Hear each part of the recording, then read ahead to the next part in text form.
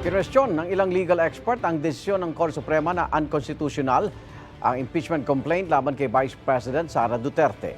Hindi raw kasi ito naaayon sa mga naunang pasya ng Korte.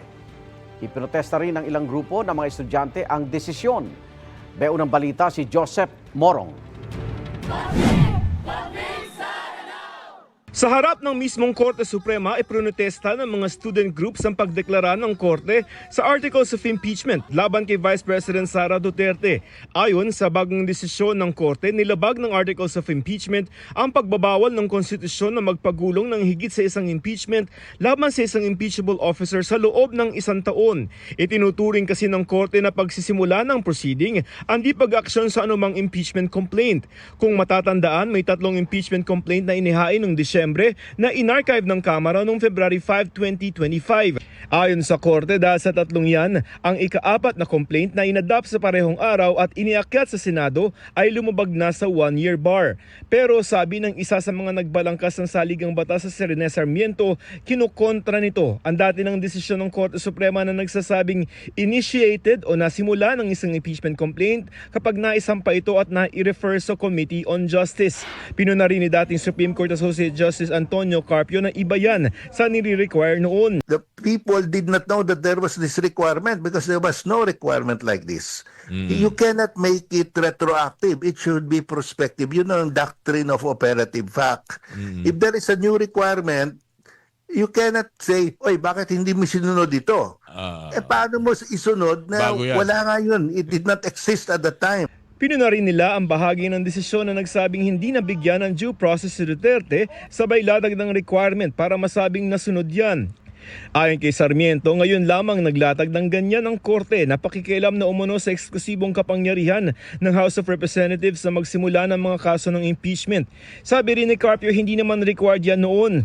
Ang sabi niya ng Supreme Court, it should be, it cannot be an ex parte hearing. It has to be an actual hearing.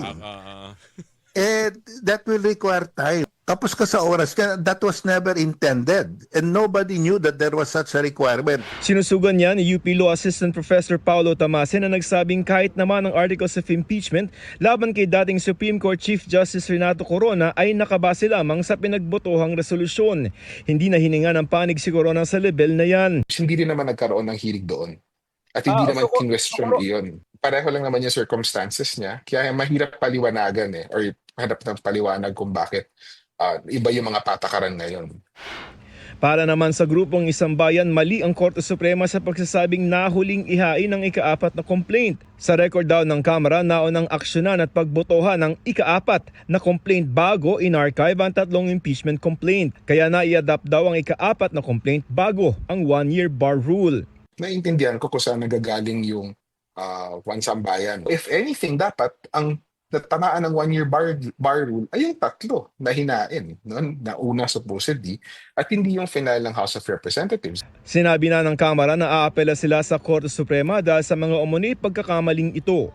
Nakakabahala rin daw ang posible maging epekto ng desisyon ng Korte Suprema sa proseso ng impeachment para panagutin ang mga opisyal ng gobyerno. Seryoso siya na problema dito sa desisyon ng Korte Suprema. Naghahain sila ng mga sham complaint upang magsimula yung 1-year bar rule. Kung hindi action na ng House kasi clear naman na sham yung complaint, para bang napag-desisyon na rin na at nagsisimula na yung pagtakbo ng 1-year bar rule. Sabi naman ng Korte, dapat pa rin agad-agad na itapon ng mga kunwa-kunwari ang reklamo kahit inendorso pa ito, pati na ang mga reklamang hindi inendorso ng Kamara. Hindi raw ito magiging simula ng pag-andar ng 1-year bar. Ito ang unang balita. Joseph Morong para sa GMA Integrated News.